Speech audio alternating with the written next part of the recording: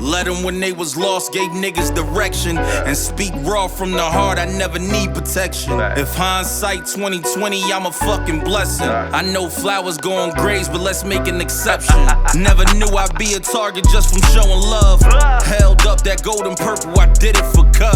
It's the homie GL from Beers and Bottles. It's your main man, PB and Louie. We here with our new sponsor, King Kongin. King Kongin. Listen, you know, I like to be outside. I be outside vibing. Late nights, you know. Moving. Yo, I drink one sip of this, I'm good for the rest of the night. You Vitamin B3, vitamin B6, what that, zero sugar? Zero. Gotta taste it. And they don't got none of that nasty aftertaste. Just that King Kongin. Look, it's zero sugar. You gonna do this to me? It's your main man, PBM Louie. It's the homie GL With Beards and Bottles. You know, Rose. This is our sponsor. We do this every week. We want you guys to go check it out.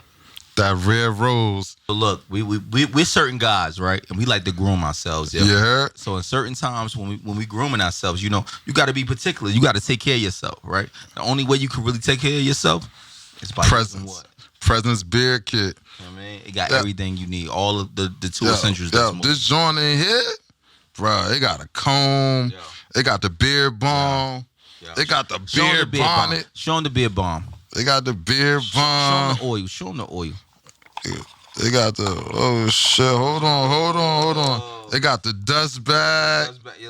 Everything got the beard oil. So it's a different thing when you're dealing with that. So comb. Presence is where it's at. You want to get your beard right. You want to get your beard together. You want to be able to sleep right. You want to be able to be good. You want to get the oil, the nice, the essence, the smell. You want your wife to be like, You know what I'm saying? Presence.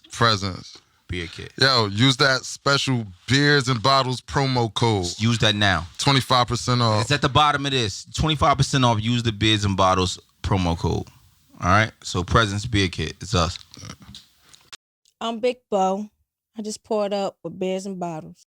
What was the thing that said, I'm going to leave Cut Creators, I'm going to go get this in my shop, I saved my money up. Tell me how you saved your bread up. What was the thought behind that, like that? I never wanted to leave Cut Creators. When I tell you, I had my mindset to like, this is my uncle's shop.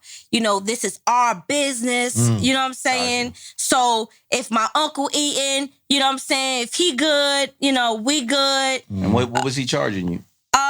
At that time, I think my rent was probably like $125 or something back then. Damn, he was showing you love. You know what I'm saying? I mean, not really, because that was a going rate back then. That's over 25 years ago. Yeah. Hell yeah. I only charge my barbers $175 now. Yeah, now you losing. Niggas saying I should go to $250. I don't really. No, what do you mean? Disrespect. I don't really care about that. No, we'll get into that. We'll get into that. Absolutely, bro. You losing. You know, but yeah, so with my uncle, I never wanted to leave. Right. I always saw them gates as my gates. You know, at 16 years old, my uncle, he said, well, I'm not here. This is yours. Those are his words. This is yours. This is ours. And he carried it like that. You know, he carried it like that. You know, he gonna kick my butt for saying this until I became bigger than him.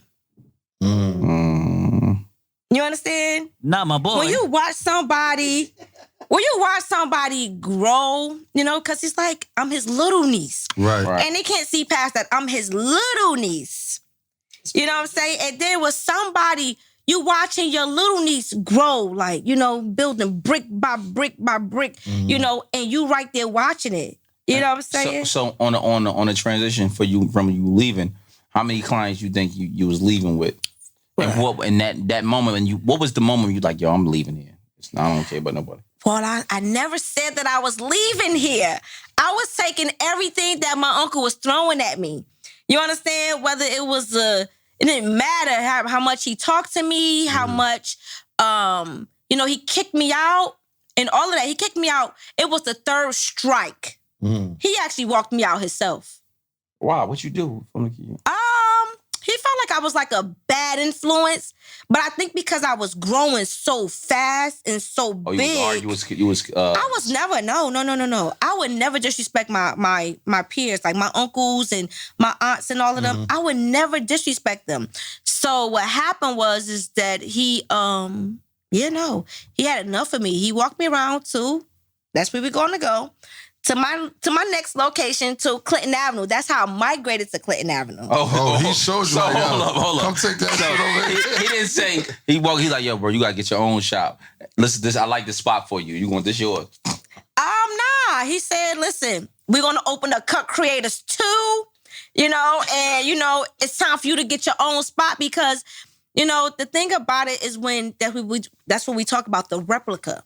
When you are raising a replica and you don't know that you're raising a replica, when you teaching somebody the game and you don't know that you're teaching somebody the game, that person become a silent threat. Right. Competition. Word. I got you. Got you. You know what I'm saying? So he walked me around there. He fucking over here. You a clone at this point. He hustling like he hustling. Because you got to understand, my people that been under my uncle umbrella for so long, they never moved their feet. They was good and comfortable, like how I was. Right. You know what I'm saying? I ain't never planned on it. Like, I could have had an Aston Martin, Bentley, just pulling up, just doing hair. Yeah. You know what I'm saying? But he had enough of my shit. You know what I'm saying? He had enough of just me just growing. He wanted me to slow down. So if you put a person in an empty spot where there's nothing but their own people, you know what I'm saying? It's kind of like, it stops them for a minute. You know what I'm saying? But me being, right, but at least in my head, like I said, I was still a teenager. You know what I'm saying? But my brain was like so far advanced that it was just like, I was ready to go.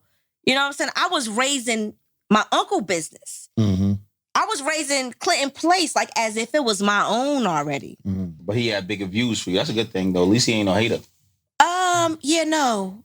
I don't believe that he had bigger views for me at that time. Right. Because you don't want to see your best soldier really leave you for real.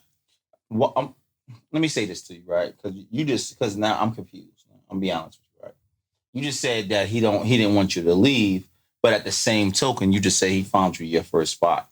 But did you hear what I said? You missed the part about me saying that it was supposed to be Cut Creators 2. It wasn't supposed to be her own shit. Right. So tell us, explain what happened. What happened with that is that I decided to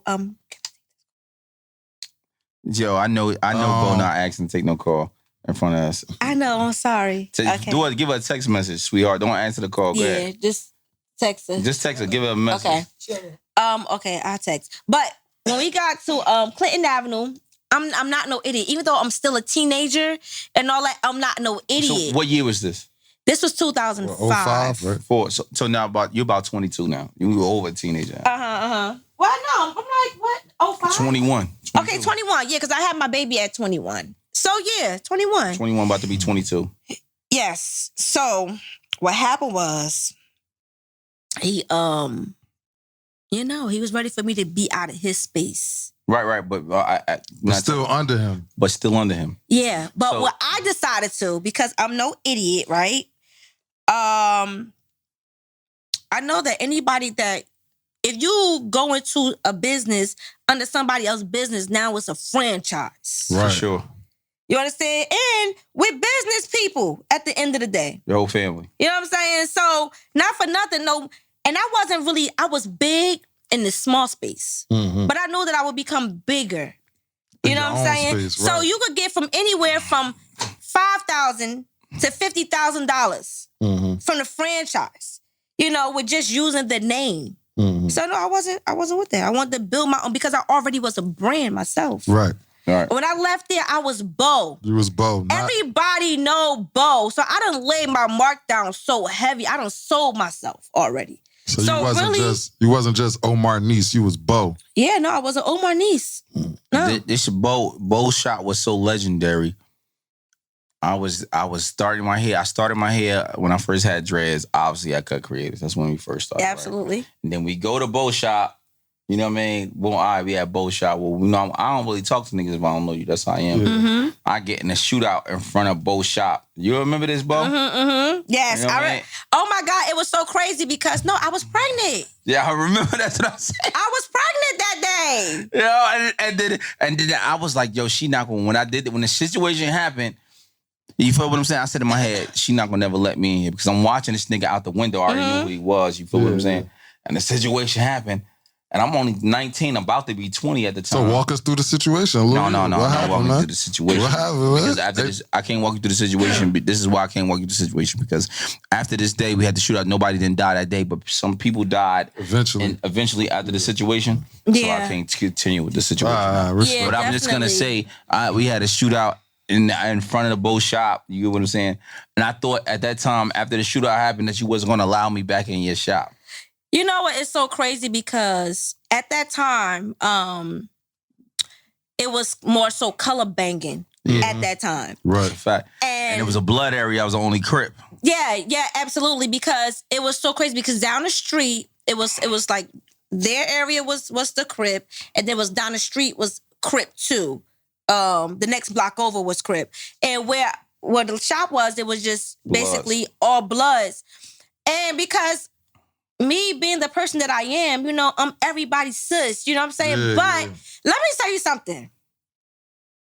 He did do the bullshit though, but that was like my family. He was a kid still. Yeah, like, you know, a kid for sure. We all still was growing. So I never really charged nobody for all the negligence that passed through my shop. Right. Because on 20th Street side, there was a window.